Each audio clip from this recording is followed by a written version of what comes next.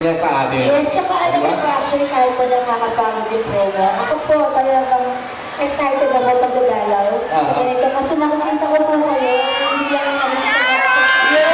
Hindi pa nakapag-live kasi parang kinarinig ko lang ng love, medyo kinikilig po. Salamat po talaga. Wala ko yung boses. Pero kahit gano'n, gusto nyo pa bang marinig song which was written by Lua Canto. Sama rin po ito doon sa bago ng album na puro OPM. Sexy ka pa rin! Tita Shawi! Hindi pa sexy. One sexy moment. Next one, patay na. Ang babae sa kabilang bintana. Mag-graduate pa lang. Ibuwede.